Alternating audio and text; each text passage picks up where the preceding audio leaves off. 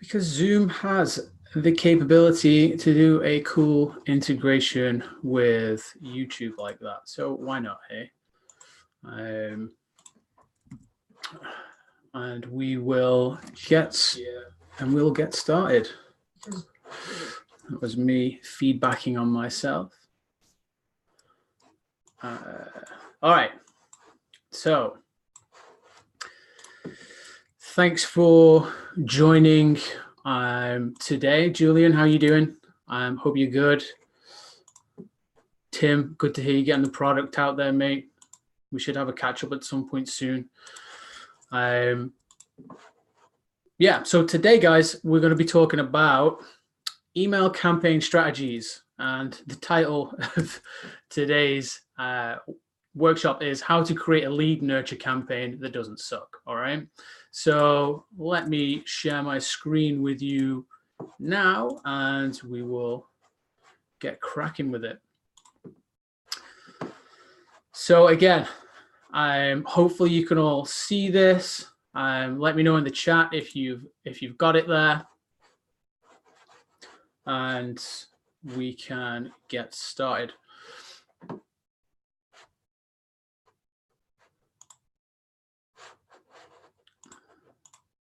Okay, cool.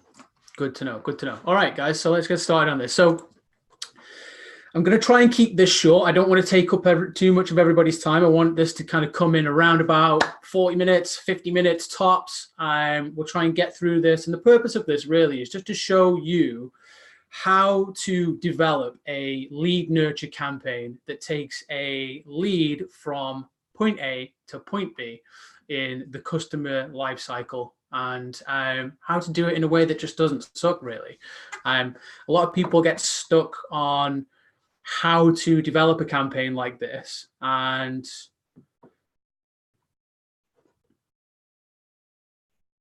oh, Julian, you can only see a little bit.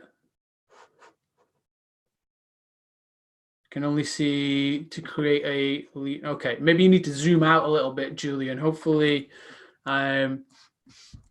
you might be able to see that a little bit better. Maybe if I just have it like this maybe will help a little bit better. I don't know, but let's run with it anyway. All right. So Daniel, how are you doing? Good to see you here. Hopefully you can see. All right. So yeah, people get stuck with lead nurture campaigns. They don't really know how to structure them. They don't really know what they should be putting in a lead nurture campaign, how long it should be, all that good stuff. So what I wanted to do with you guys today is just show you how we develop a lead nurture campaign for our clients in a way that isn't cookie cutter. It's not completely templated. You're not just pulling and ripping somebody else's stuff and just copying and pasting. The lead nurture campaign has to provide value, and especially if you're offering a service and if you're a B2B company, which most of the clients that we work with are, then you need to be educating, you need to be offering something of value throughout a lead nurture process. So we're going to dive into that, all right? So on the agenda, the first thing we've got is we need to identify the customer lifecycle stage first. So that's what we'll do. We'll dive into first. Then we need to get clear on what our big ask for the campaign is. Then we're going to be going through developing hooks. We're also going to be looking at creating maps, building campaigns, and how we then optimize and improve campaigns after launch, after it's gone live. All right. You've got the chat there. If at any point you want to drop me a question, or if you've got anything that you want specifically answering, drop it in the chat and I will do my best to answer it for you. So let's move on to identifying your customer lifecycle stage. So first off, what is the customer lifecycle? I don't want to teach anybody to suck eggs here, but for anybody that doesn't understand what the customer lifecycle is, every business has one. It might be slightly different depending on what you do and what your business model is. But basically, it's the way that a customer first off finds out about you and is attracted to your company, all the way through each stage to the point where ideally they become a referrer of your company to other people, which then lead background in the life cycle to that, a new person being attracted to your company. You move them all the way through to being a referrer, and the life cycle continues. Okay, so when you really get that dialed in, it can do a hell of a lot for your business, right? So that's what the customer life cycle is, and we'll go through an example in a minute. You really need to understand what stages you have in your customer life cycle. So if you've not really thought about it, if you haven't looked at your business from 10,000 feet and figured out, okay, well, what are the stages that the customers go through with us? It's critical that you do that first before trying to build a lead nurture sequence or any kind of nurture sequence, really, because with each nurture sequence, you need to understand which stage it's for. Okay. So let's have a quick look at it, like a very typical customer lifecycle. So this is super, super basic. If you type customer lifecycle into Google, you'll get countless different diagrams of all different shapes and sizes. But for ease of this workshop, I just wanted to boil it down to its very, very most basic form, which is what you see in front of you. Okay, so we've got the attract stage, we've got the convert stage, we've got the delight stage, and then we've got the refer stage. Okay, now again, this can depend on business to business. There might sometimes be a subscribe stage in here. It really depends on your business model. But let's just take a typical service-based business where you're offering a service to a client or to a customer. Generally, this is what your customer life cycle at a super high level looks like. All right. So the attract stage is all about attracting new leads. So that's your marketing. What are you doing online? How is your website appearing online? Are you doing SEO? Are you doing PPC? Are you doing Facebook ads? Are you doing advertisements in newspapers? Are you doing what advertising and marketing are you doing? You're doing that to attract eyeballs, which will turn into new leads. Okay, so that's your attract phase. The convert phase is how you convert those leads that have shown an interest. Maybe they've submitted an inquiry form. Maybe they've downloaded something from your website in exchange for an email address. Convert stages is all about how you convert those leads into paying customers. Okay, and to be totally honest, that's where most lead nurture campaigns sit. Okay, in this convert stage. So that's what we're going to be focusing on as an example today. But once you've turned those leads into customers, the next stage is all about how you can delight those new customers, how you can actually make it a great experience for those new customers so that they turn into referrers. So, they move into that referrer stage. You want to turn as many customers into referrers as possible.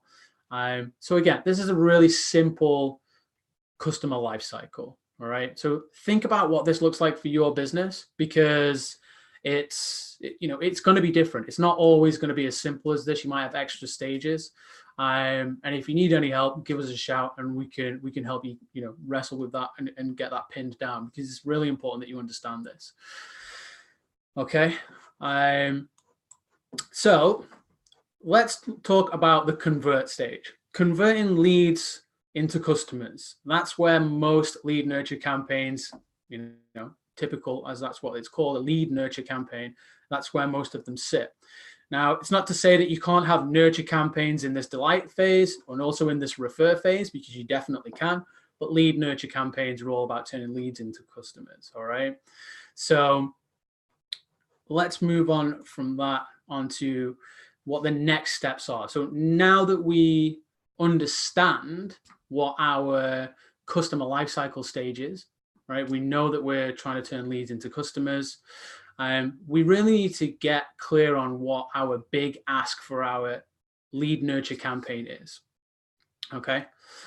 There's lots of different campaigns that you can have in that convert stage. It's not necessarily just, you're not necessarily just going to have a lead nurture campaign that has the sole purpose of making a sale, but that might be the case. Maybe you've got an extra stage in there in your sales process where you need to get on a call with somebody.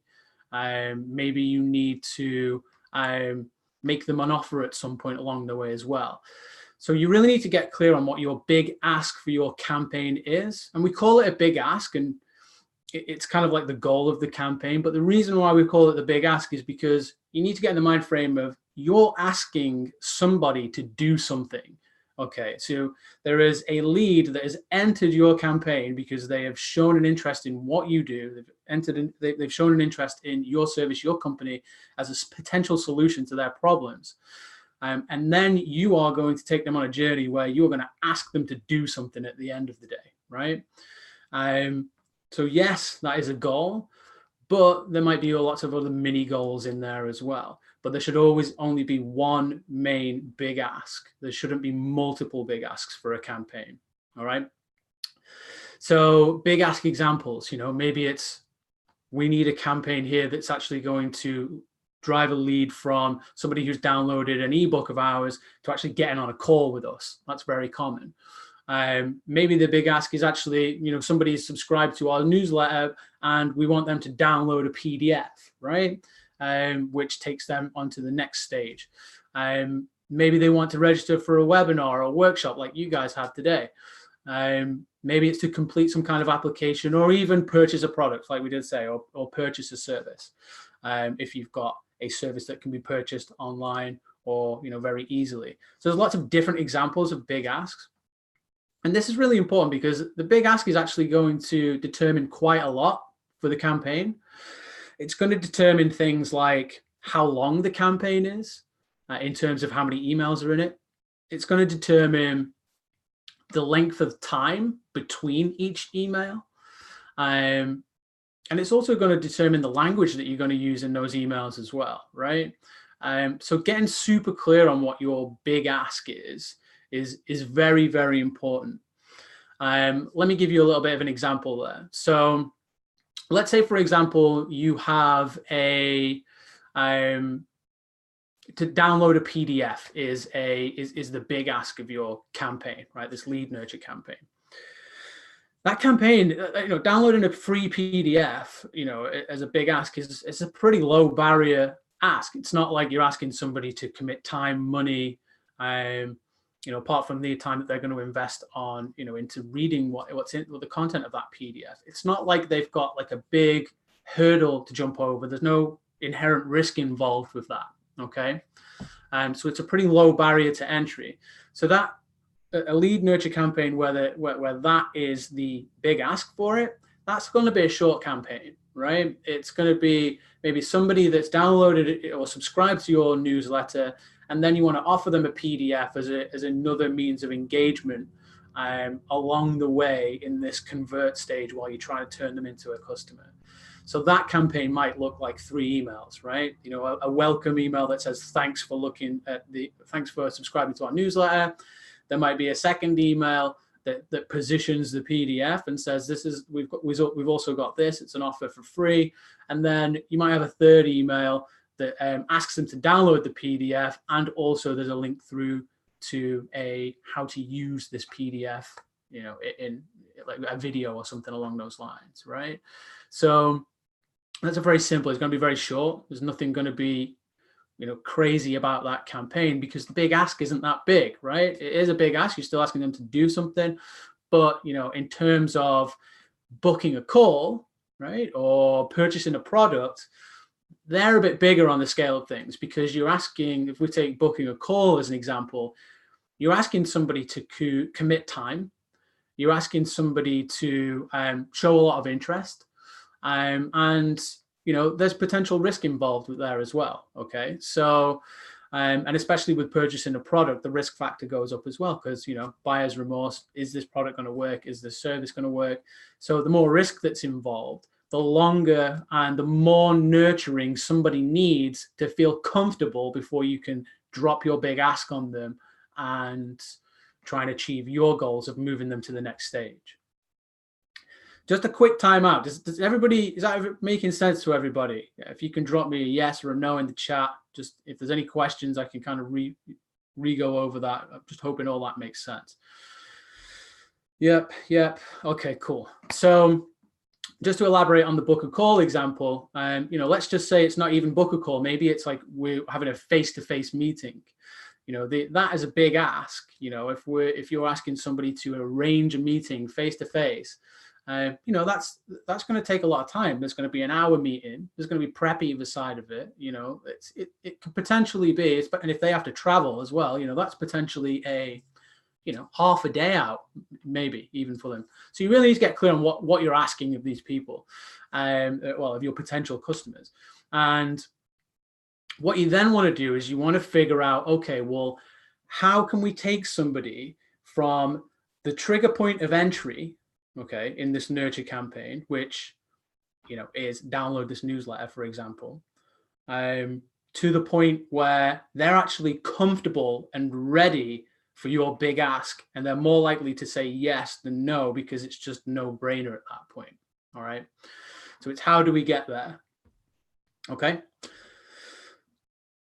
All right. So moving on, we're going to talk about that. We're going to talk about campaign structure, and I'm going to give you some examples, and we're going to talk about hooks as well, because it's not all just about goals, and it's not all about big asks. It's about the hooks of the campaigns as well, because that's going to be the thing that keeps the leads engaged in what you have to say. Because if somebody's not interested in the emails that you're offering, and your emails are tone deaf, and they are just, we do this and we do that and we do X, it's super boring, right? It will turn the leads off straight away, and you'll drop your big ask and they've already tuned out, right? So you need to keep them engaged along the journey. They need to see value from you up front. And it needs to be engaging, and there needs to be a hook. There needs to be a kind of angle to the campaign. All right. So I'm going to show you how we kind of develop those as well. So a couple of hook examples before we jump into actually the template sheet that I'm going to show you guys is reciprocity. Okay. So that's an angle for a campaign. Okay. You've opted in for this. We also want to offer you A, and if you do A, then you will get B in return. Right? So that's an angle for a campaign. Scarcity is an angle for a campaign. And some of these will lean more with your brand than others. So you also have to take that into consideration as well. It's like what's suitable for you and your brand. But scarcity is another angle. So, time is running out, or limited space is available. Scarcity comes in two forms usually. It's either time or space available, right? They're pretty much the two scarcity plays in a nurture campaign. So potentially, you will offer, let's say you run a consulting firm, if you offer consultations for £100 an hour or $100 an hour, you can potentially run a lead campaign where your big ask is book a consultation call, and it's free. Your first consultation call is free as long as you book it within 7 days or something along those lines, right? That's an example of a scarcity hook. Exclusivity is another one. So exclusivity is an angle for a campaign where you want to make the lead feel like they are part of a exclusive group if they do take you up on your offer. Okay, so only the right people need apply. Here's who this is for. And if you want to identify with this group of people, here's who it's not for. Okay, so you'd also be going through that. This will become more clear when I go through these hook examples in a second. And then education as well. Education is one that leans really well with us. That's what we do a lot of. We want to educate about the services that we provide and why they're important and how to think about them. That's exactly what we're doing on this call right now, right? So they're the different hook examples, and you want to develop. I would recommend that you develop 3 hooks per campaign, okay, and you kind of flesh them out for each campaign. So I'm going to show you how we do that. Or how we start to think about this. Okay, so if I take you over to this hook template sheet.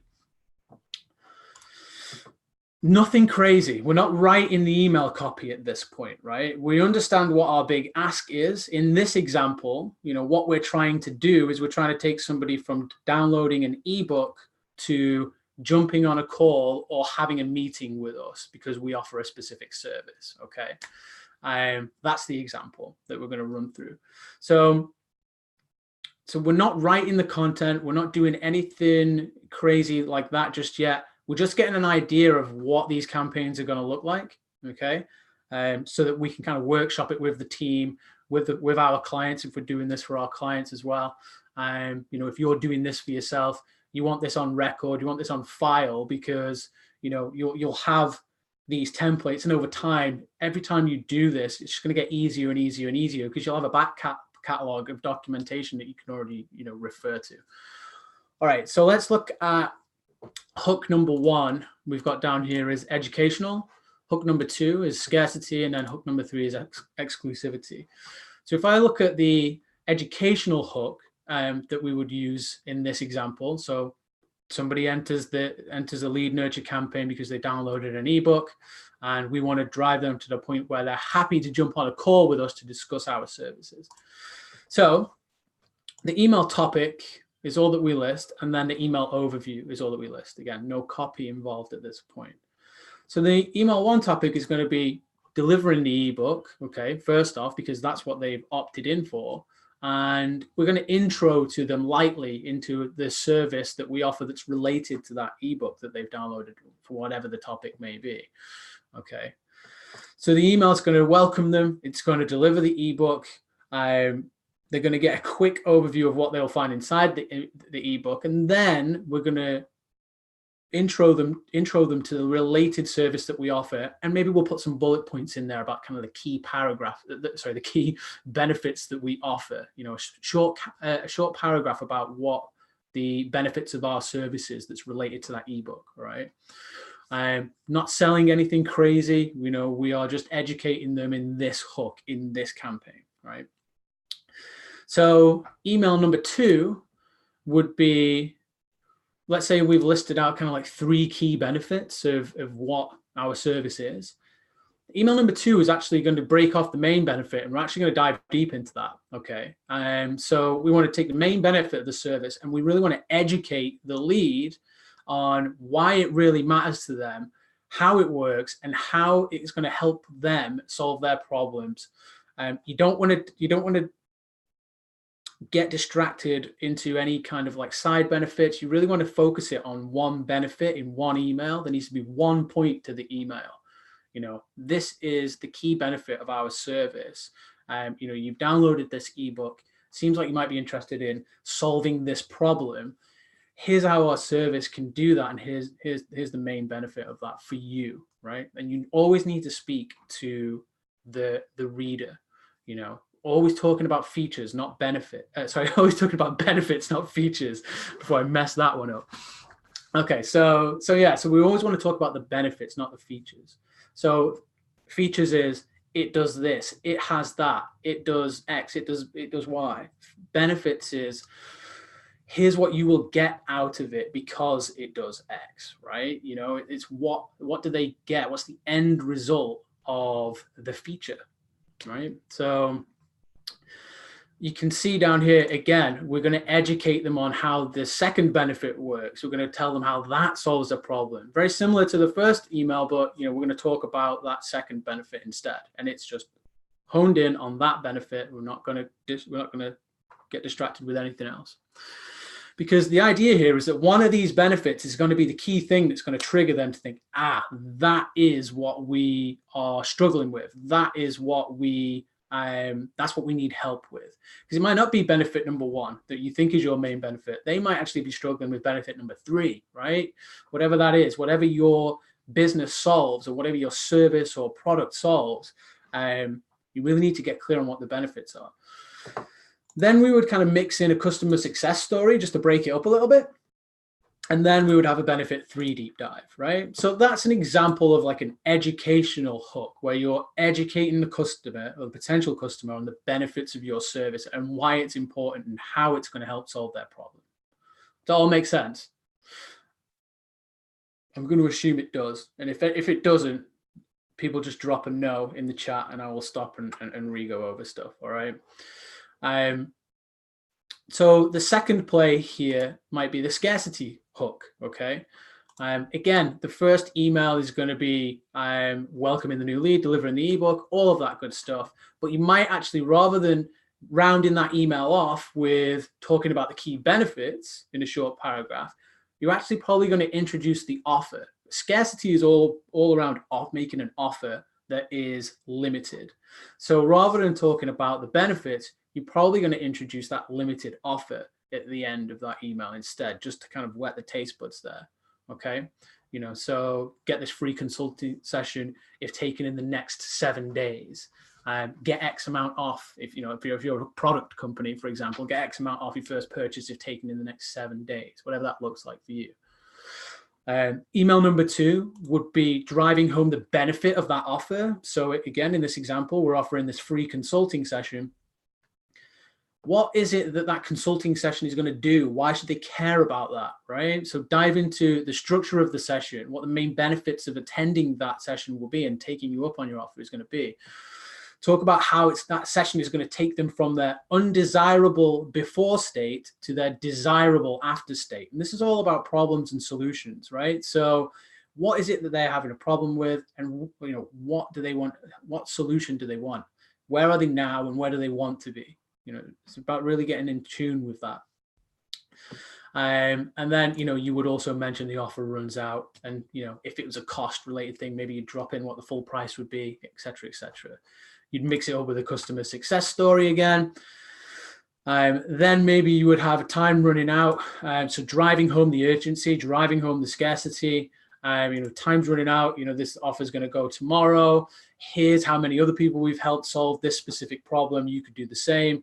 And then on the final day, it would be a last chance to take advantage of this offer and just reiterate what they're going to learn from that session. Okay, so that's the kind of scarcity hook. And then as an example of an exclusivity hook, I'm going to just ring through this pretty fastly, if that's a word. So you're going to deliver the ebook, intro the related service. But in this one, we're actually going to talk about who it's for, right? We're really going to drive home who this is for, not the key benefits, although we will dig into that, but not as hard. It's not offering a time-bound offer, it's going to be who this is for, right? And who it's not for. So you would introduce that in the first email. Then you would introduce, the benefits of the service. So because we do need to still obviously drive home the benefits of the service and how it's going to help them solve the problems. Then we're going to talk about who it's not for.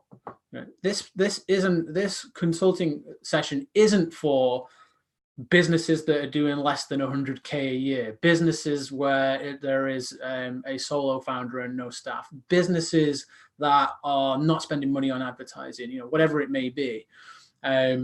Whatever your worst customer state looks like, that's who you would detail it's not for. And don't be afraid of saying who it's not for. You don't want people that associate themselves with those different demographics to be taking you up on your offer, because you don't want to be speaking with those people. You want to spend more time speaking with better customers.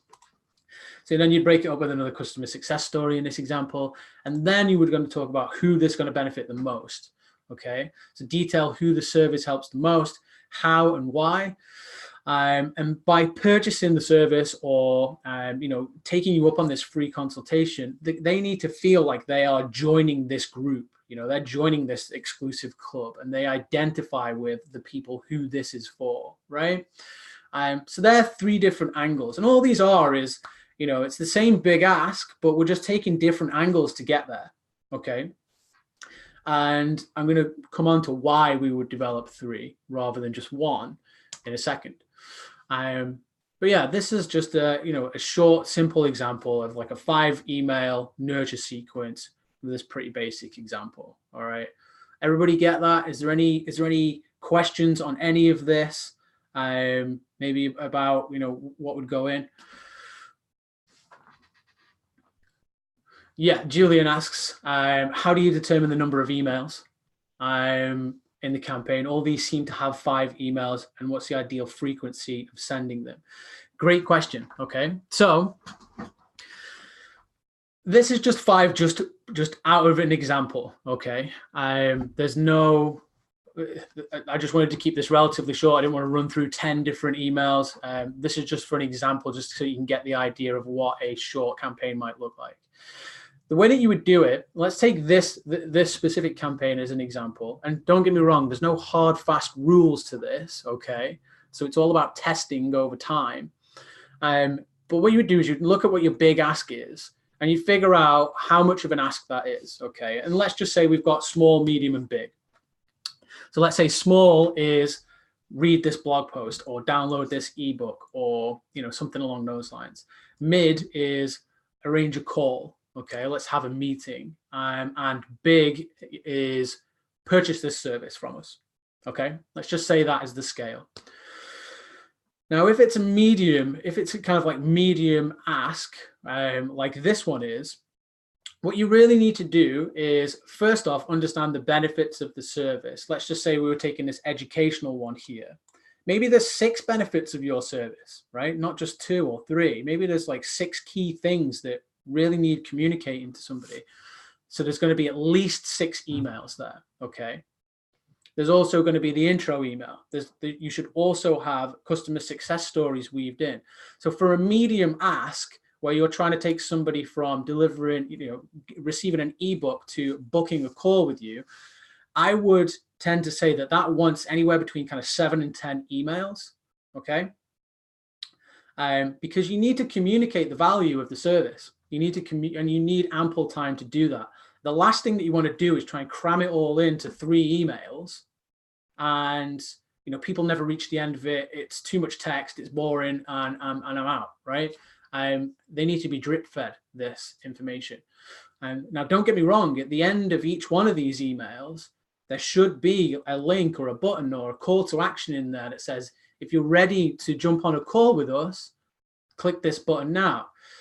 Because some people might be ready at email 1. I'm already there. I downloaded this ebook. Yeah, you look like you know what you're on about. I need an answer to this solution now. Okay. So you always need to present the call to action and the big ask in all of these emails.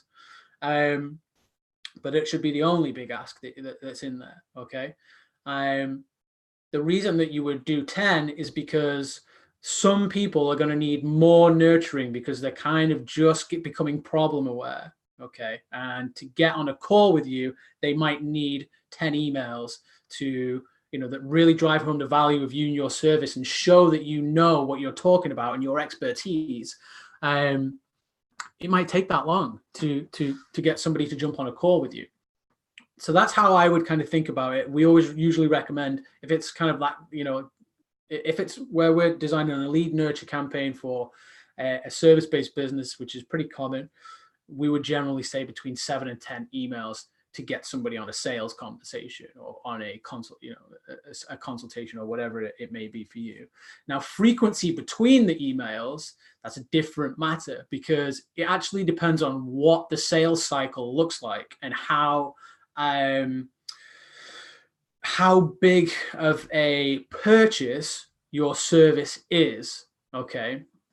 So let's say you're offering a service that is £100 a month, and what you're doing is you're going to write somebody a blog post every month, for £100. That campaign would be relatively short, okay, because the decision-making process there between am I going to do this or not isn't going to be that big, because it's not a huge purchase, it's not a big commitment. Whereas if it was, take one of our other clients, for example, it's going to sound very, very dull, but I assure you these guys are super interested in the way that they do this stuff. Let's say that you are providing a commercial product like industrial flooring, believe it or not. This is what we do for one of our clients, Everlast Epoxy. Those guys, it's an expensive product. If you've got a warehouse to fill and with epoxy resin floor, and it's priced per square meter, and depending on the different products that you buy, it can be thousands. It's going to be thousands, and and potentially even tens of thousands to get it installed and properly. That isn't a short decision-making process. There's a lot of thought that goes into that. So you would probably want to space the emails out over a longer period of time. Maybe they would go out, once a week, once every 2 weeks, give or take. Whereas if it was that kind of, that easier, less expensive sell, that's like not as big of a decision, you would probably bring that campaign down to, every 3 days you'd send an email, something along those lines. I hope that helps, Julian. It's all about kind of like what the sales cycle looks like for you and your business. If you want me to kind of tackle it for you, let me know what you do in the chat, and I will. I'll try and give you a bit of a heads up.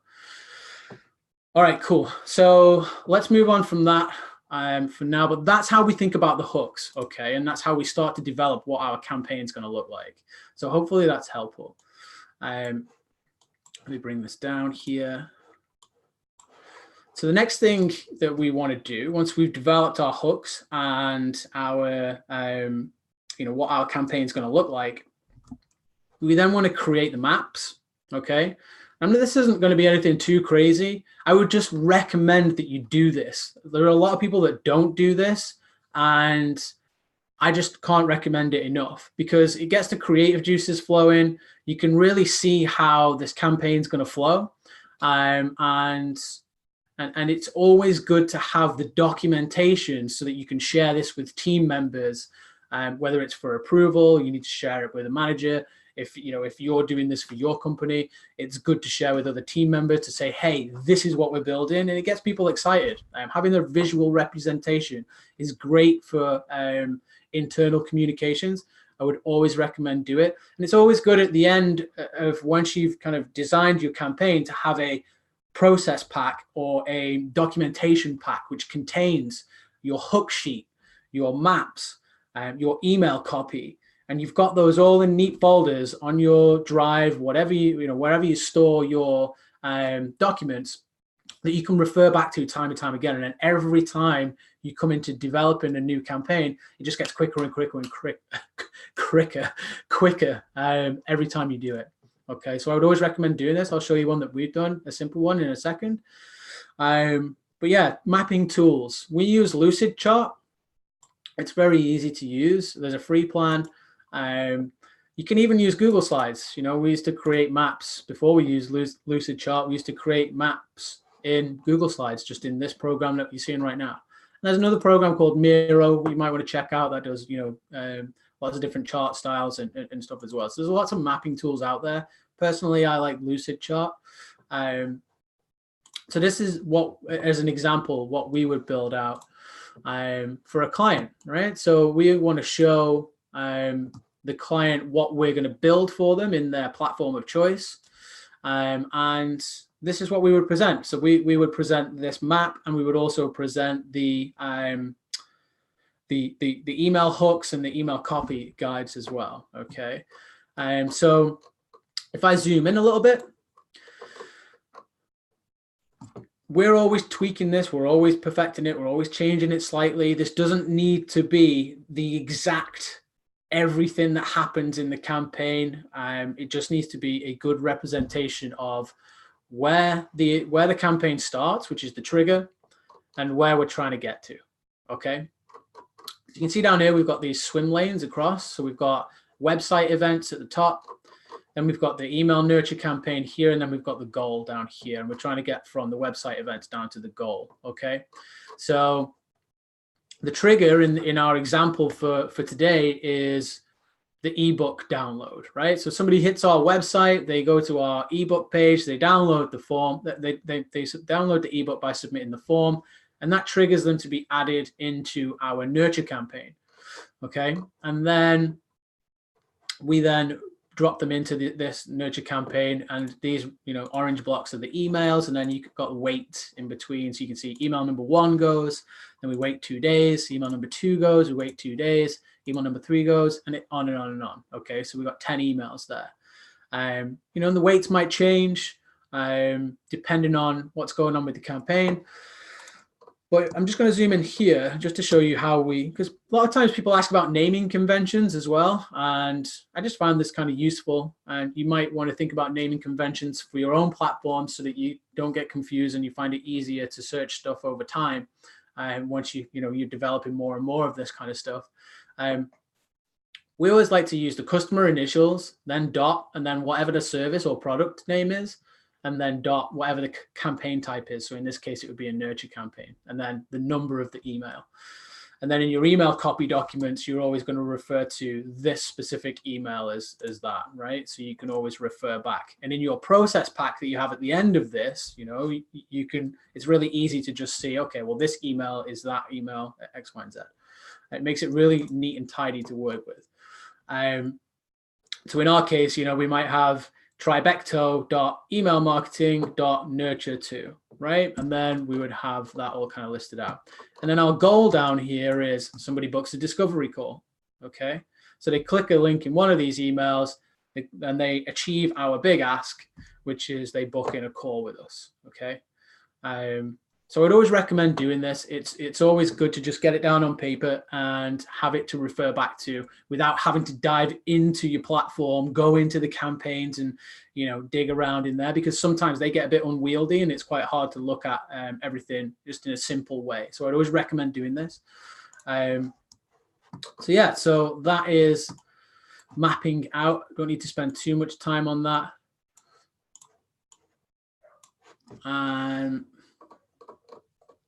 And once you've got your campaign maps and you've got your hooks, you're obviously going to write your email copy based off of what your hooks are. But just to zip back here, I would only go with, well, you want to write 3, but when we go into building the campaigns, okay, we're only going to use 2 at first. And the reason we're going to use 2 is because we want to split test them. Okay, now this is something that most people just do not do. It's always best to split test everything so that you can see what hook works best. Okay, and that's the whole purpose of doing 2 or 3 different hooks, is because we want to be able to see, okay, well, our customers really resonate with scarcity, or our customers really resonate with education, or our customers really resonate with being a part of an exclusive group. Once you start building your campaigns in your platform, you can determine over time what your customers are like, even more so than what you think they're like right now. You'll be able to see what emails they open, what drives them to click, what drives them to actually achieve the big ask that's in the campaign. And it's all going to be based off hooks, right?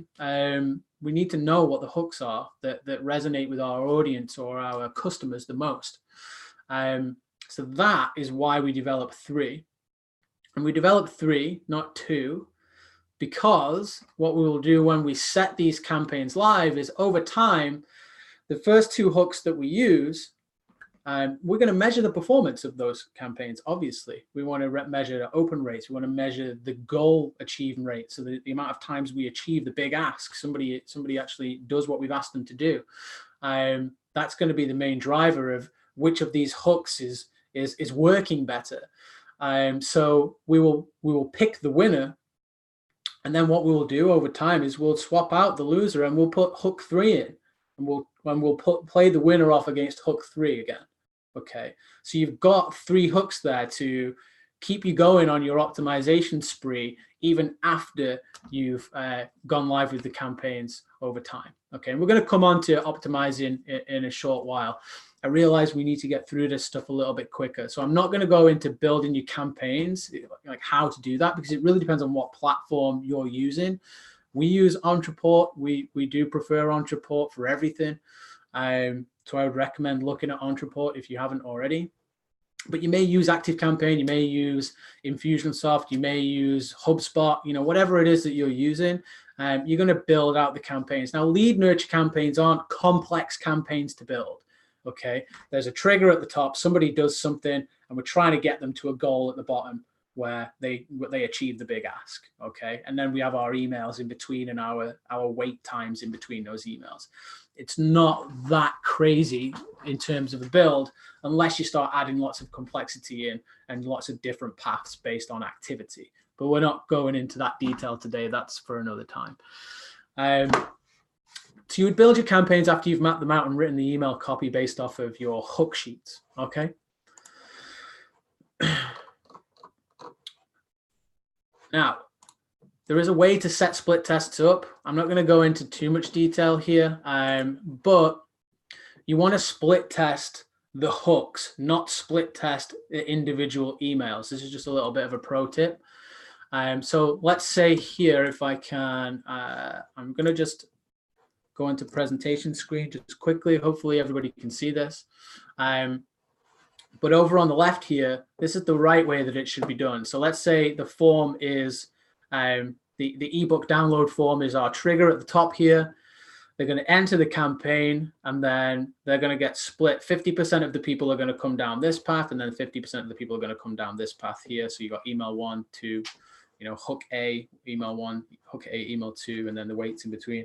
Hook B, email 1, hook B, email 2, down this path. So you're splitting the potential customers in half, and you're dropping them into the different hook campaigns here. What we do see people do sometimes is they actually develop 2 different hooks, but then they're split testing the emails every time. So you'll have they download the ebook, then we split test between hook A and hook B, email 1, then we wait, and then we split test between hook A and hook B, email 2. What's happening here is you're going to get some people that get hook A, email 1, but hook B, email 2, and that's just going to confuse people, and it's just going to be a nightmare. So just a bit of a pro tip: don't do it this way, do it this way. All right. So how do we optimize and improve these campaigns?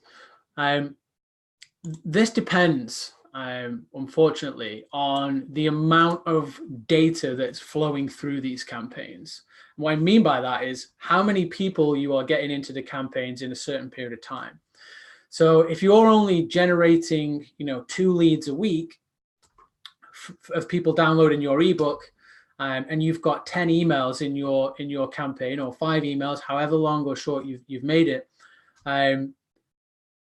you're really going to struggle to actually get some relevant data for a long time, because 2 emails a week over, let's say, 52 weeks, over the course of a year, you're still only going to have 104, if I've even got that right, 104 people in that campaign over the course of a year.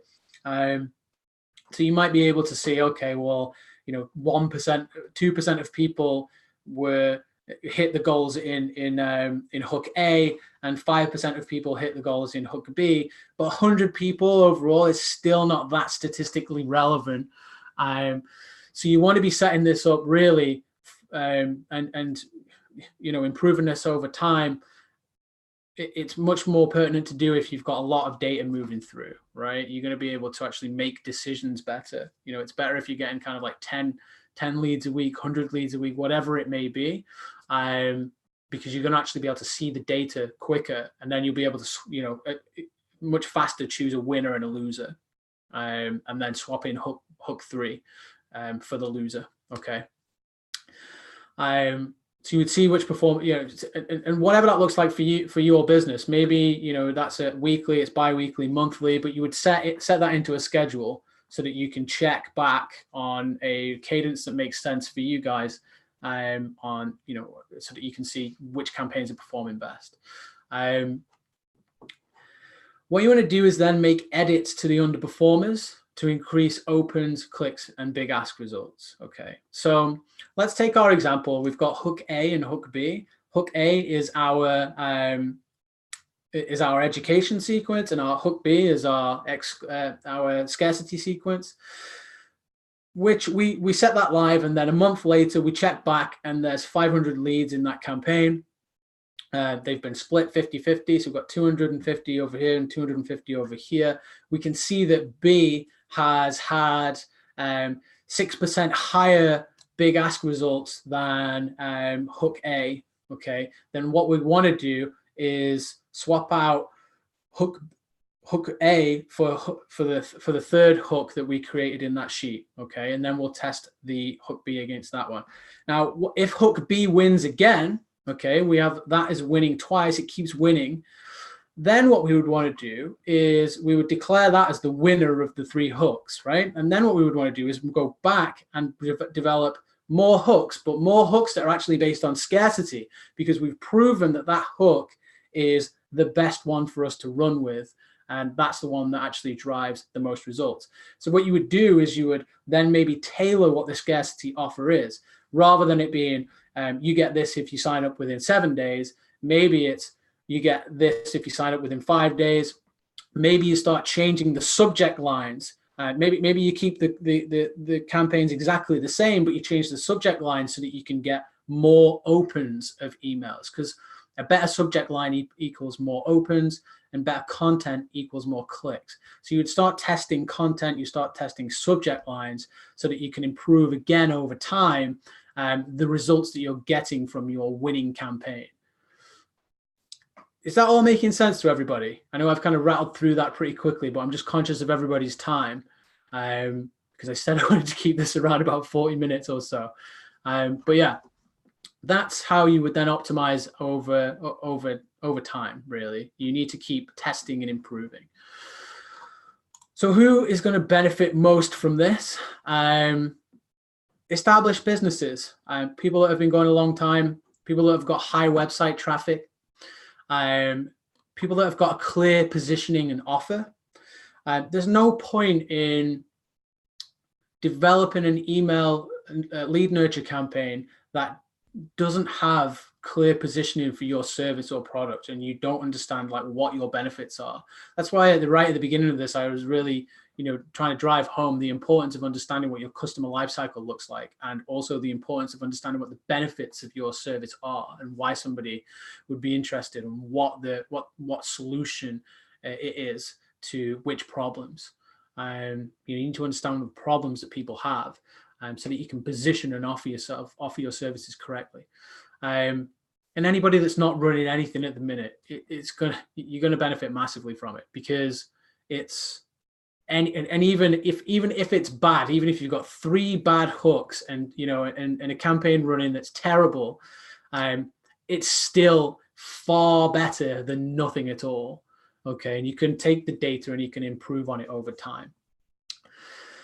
So that's who's going to benefit the most. The higher traffic, more leads. You're going to be able to see quicker results. You're going to be able to make decisions faster, and you're going to be able to really get the benefits of it if you already have high website traffic.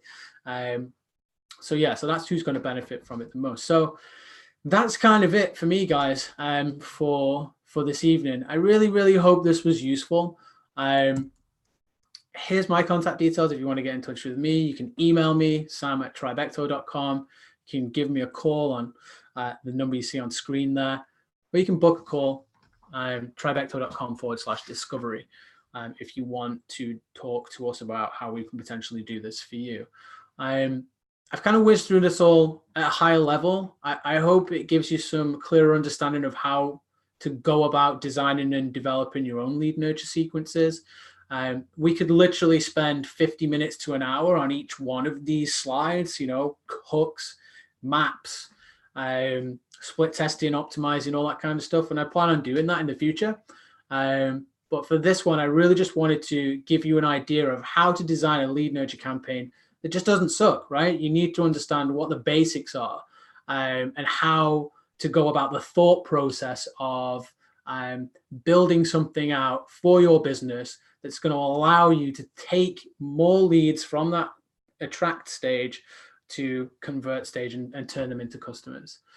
So if there's any questions, let me know in the chat, guys. I'll hang around for a minute or two, but other than that, I will close this off for now, and I will speak with you again soon. Thanks for joining me.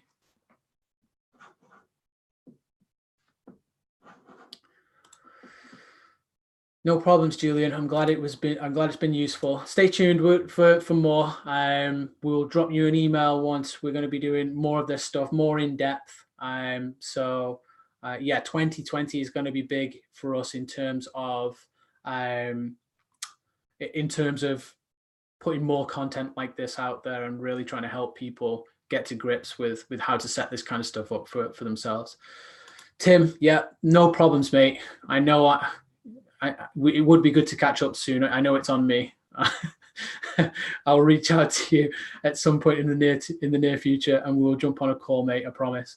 All right, guys, I'm going to leave this one for now. I'm going to wrap this up, and I will speak with you soon.